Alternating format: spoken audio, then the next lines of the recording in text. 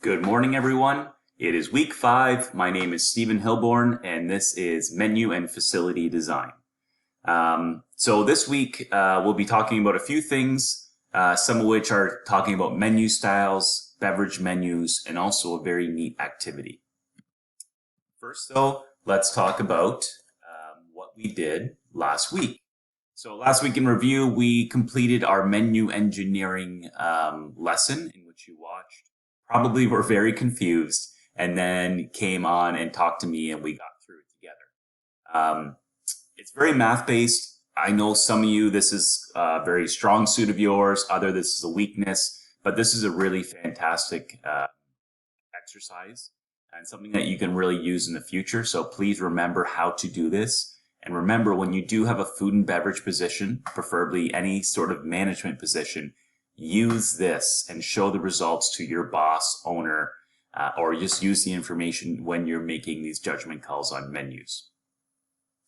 So for this week, we're going to talk about menu styles.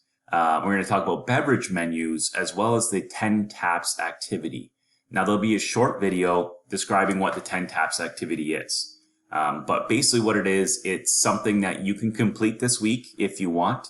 This can be directly inserted into your major project, and this is going to get you your bonus marks that you perhaps want to get. So at the end of your major project, there was always that supplemental information tab or template. If you finish this and insert it in there, you will get all of your bonus marks. So that's up to you. If you want to do it, it's great. If you don't have time and you're really busy, that's okay as well. So I also gave you a report called the the Discerning Diners Report. Now this is under weekly information under your research and readings. The reason I'm talking about this is because there are about 10 major takeaways from it. And this is really defining or talking about what people are looking for when they go to restaurants. And why it's important to you is because we are developing a restaurant. So we want to know what people look for, what's important to people. Is it convenience? Is it signature items? What might it be? So real quick, these are the 10 takeaways. Number 1, word of mouth is king. So recommendations from family or friends is the biggest factor on why consumers choose a table service restaurant. So don't let your customer leave unhappy, because they're bound to tell people, and it's always their family and friends. And usually if someone has a positive experience, they'll tell 2 or 3 people. If they have a negative experience, they'll tell anywhere from 7 to 21 people. So it's really important in management, in restaurants, ensure that you don't let your customer leave unhappy. It's better to buy them their meal. Next one is build your customer database. So this is customers prefer emails versus their phone numbers, but they like getting social media and email promotions and have a signature item. A lot of people choose a particular restaurant based on their signature item. Number 4, make it an easy decision. So convenience and value are the most important factors when people look at a menu. So if you have a quick service restaurant, which is a fast food restaurant, make it easy, combo them, package them. You can see the majority of people that go to quick service restaurants order a combo meal. You update your website. So 75% of all consumers went to the website before they went to the actual restaurant. They wanted to see what the menu was like, but also look at reviews and other things. If you don't have an updated website, you don't exist. Check your online reviews. We've actually developed a full class on about how to reputation management or brand management.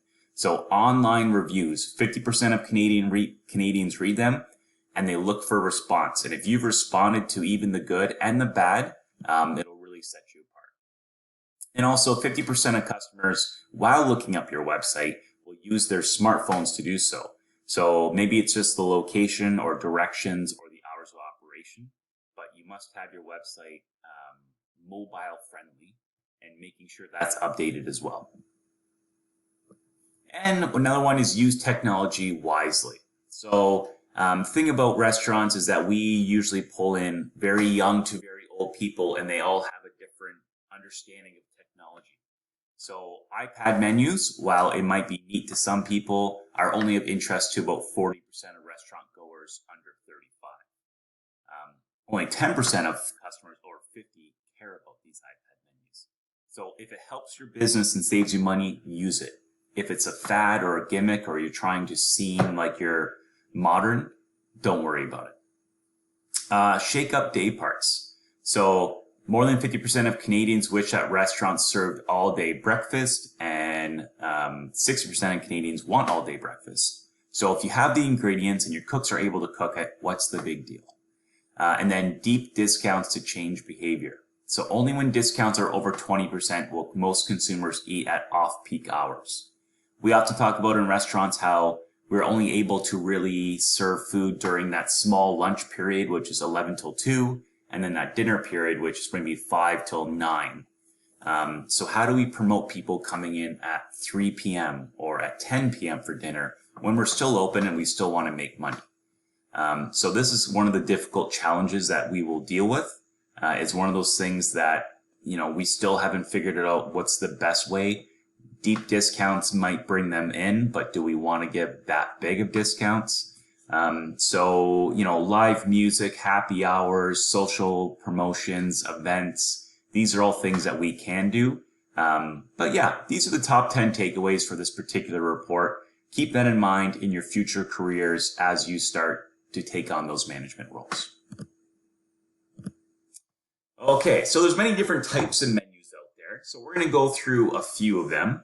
These are mostly influenced by the different types of food service operations and the needs of the customer. So the very first one is the a la carte menu, which is something that you are very familiar with. So this means all of the individual items are individually priced. They give you a short narrative, so that's your descriptor, and they're made to order. Okay, this is probably 90% of the sit-down service restaurants out there. A static menu is a menu that's used each day. So the item must remain on the menu for 1 year to be considered a static menu item. So typically what we have on menus are both static options and non-static options. A static option stays for the long term. Non-static might be a feature sheet, which changes often. A single-use menu, which is mostly used for events and caterings and banquets, is a specifically planned menu typically used only once. And it's usually for a holiday or a catered event.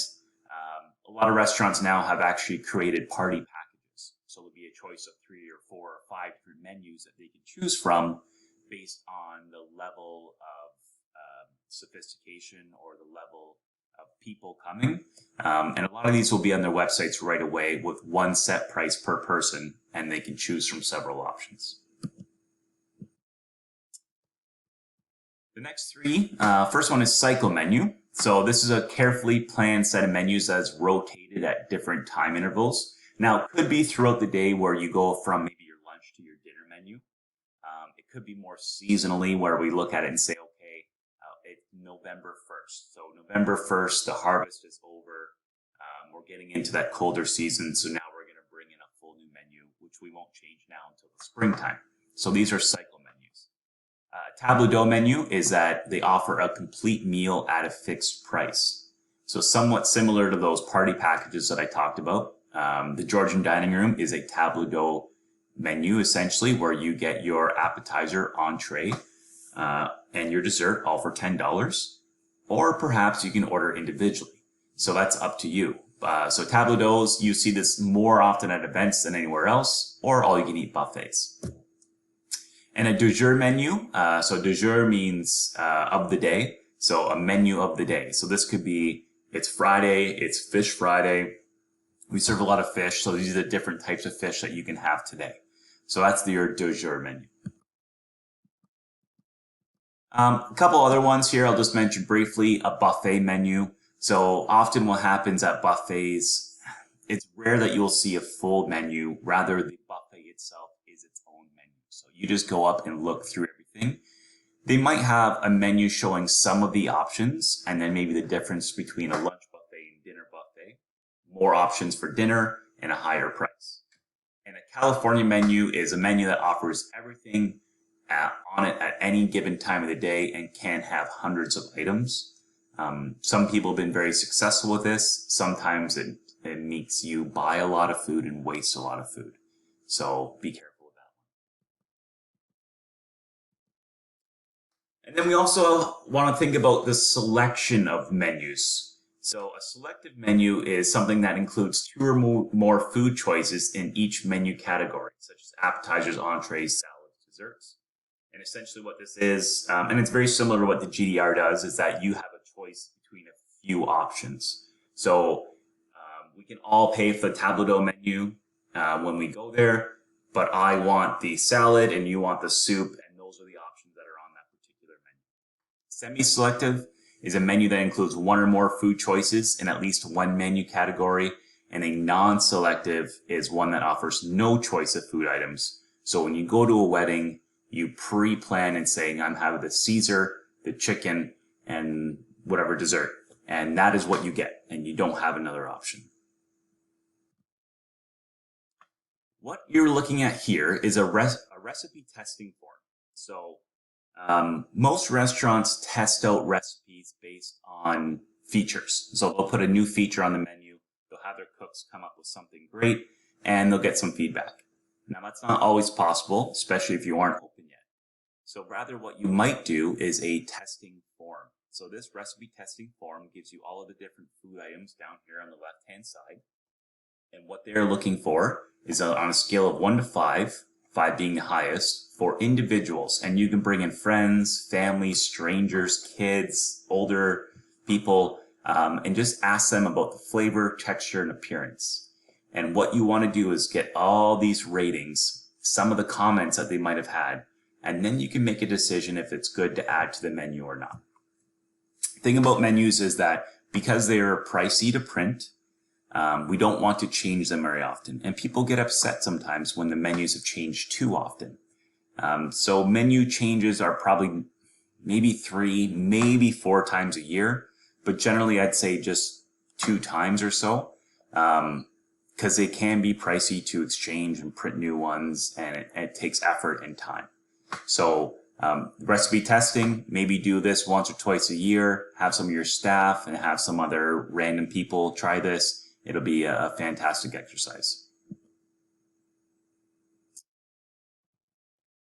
So, and that brings us to the beverage industry. So there's a couple major players in the industry. So the AGCO is the big legal entity that kind of runs all alcohol and gaming and tobacco.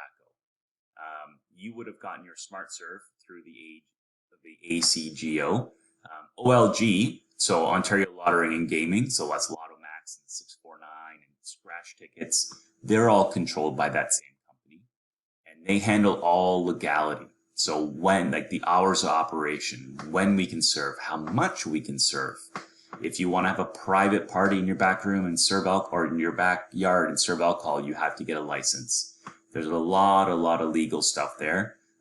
We won't go through it too much, but we just have to know the basics at least, and the laws on how they apply to menus and how they apply to serving customers.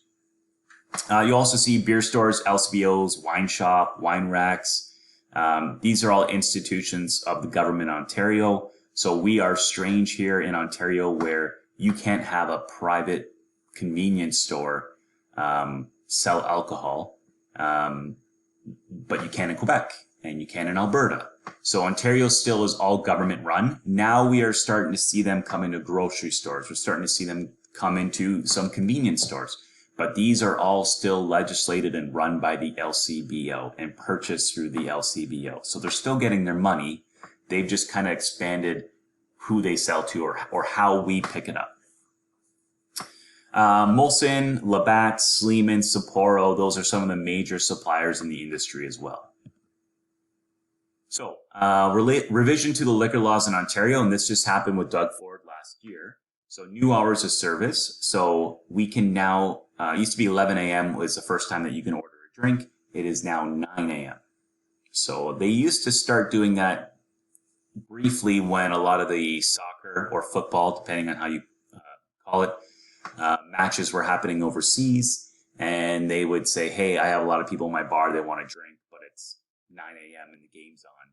So therefore, they gave you individual licenses. Now they just change it so everyone can do it at 9 a.m.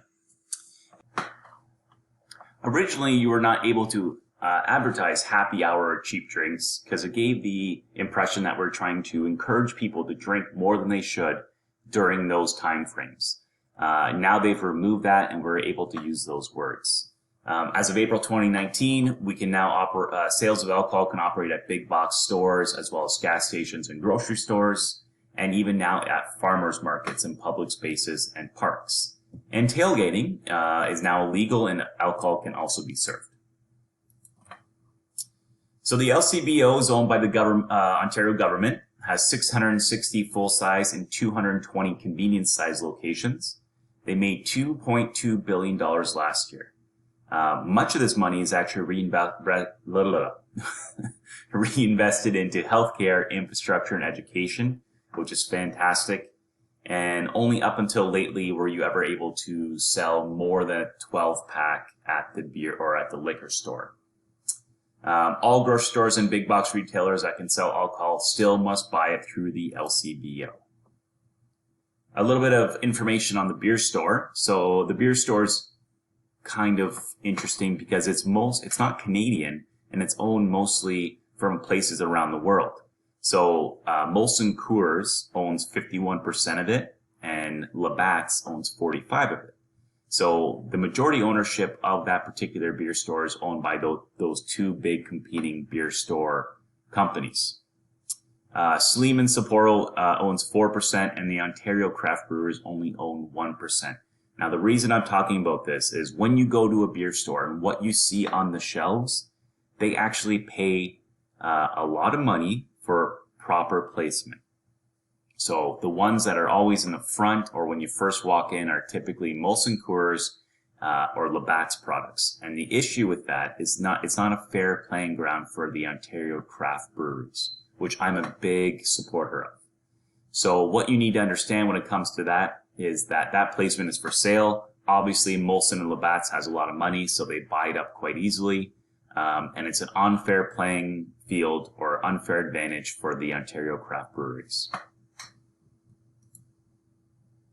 This gives you an idea of just how many companies are actually run by Molson Coors, and you'll see a lot of different options here. Many of them you maybe had. The problem for restaurants and craft beer, law states you can't carry only one brand of beer. And no one can buy your draft lines. So major beer companies what they will do is offer them kickbacks. They'll offer them essentially cash to carry their beer. So if I am a restaurant and I say, okay, Labatt's, you are going to be my main beer supplier, they'll give you up to $50 a keg just to make sure that you are carrying Blue and Bud Light and Stella and all the other Labatt products. You can use this for coasters and glassware and sporting event tickets and swag. You can also use this money for kitchen equipment and vehicles. It is illegal.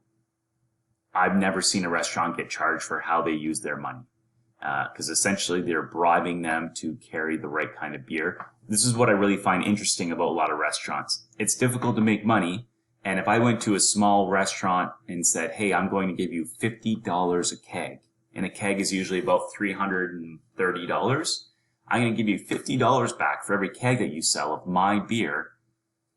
How do you say no to that? Especially when you are struggling to make ends meet. So the craft beer companies, because they're small and they don't have that amount of capital and that amount of money, they can't offer that. So again, unfair playing advantage for the big guys. So it's something that we need to recognize and promote and support small operators of craft beer as we can. Okay, so a couple beverage menu tips and tricks. So here you will see a couple, this is a really outgoing, fun beverage menu. Now the thing about this particular menu that I like, there's not long lists. They only have probably about 15 or 20 different options in here, maybe even less. But they're having a lot of fun with this, and it draws the eye, and you see a lot of colors and icons and pictures, and it's really well done. So here's a couple other ones as well. They have wine lists. They have coffee shop lists. As you will notice, they don't go too extensive with the options. The more options, the more ingredients you need to have. So while we want to be able to offer something for everyone, we don't want to have so many things that the bartender can't memorize all the drinks, or that your fridges can't hold all the different alcohols and juices and garnishes that you need. It's a time waster. Also individually, a lot of wine lists and beer lists are on separate menus where it's quite easy to bring the wine list to the table at any time rather than bringing the whole big menu to the table in the middle of their meal. So I always like to see the wine list and the individual beverage list on separate menus. So every beverage menu should have the following information: both a draft list and a bottle list. So interesting thing about draft beer is that usually 7 days or so from when you tap your keg is the fresh level. You might be able to go 2 weeks, but by the end of that second week, that beer is really not that good anymore. So think about how many actual draft taps do you need, because if you're not going through them, then they're going to waste. Whereas in bottles have a 6-month shelf life. So if you want to have a bottle, it should last for 6 months in a refrigerated shelf, and it'll last for a long time, although a lot of people prefer draft. You also want to offer a variety of wines, but not too many.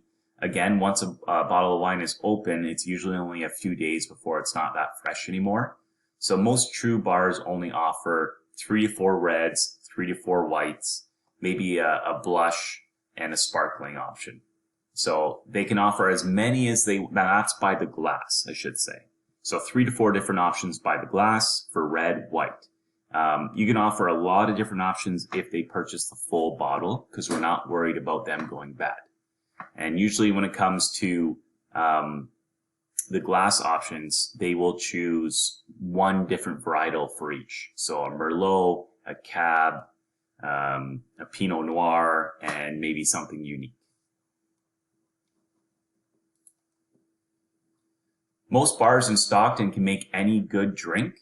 So good bars try to steer them into choosing something more specific. So if you go to a restaurant and you order a Bloody Mary or a Sex on the Beach, or a Rhine Ginger, yeah, of course they'll always have those. But what we do is we try to send them to ordering something that we want to make, something that we're really excited about. So you should have a few cocktails on there that you love. Signature cocktails are colorful, typically delicious, and fairly easy to make. And they should get that feel that they can only get that particular one there. Milestones, it's the Bellini, and they spend about $50,000 on a massive Bellini machine, which you can see if you go to a Milestones. And then also include non-alcoholic drinks on this menu.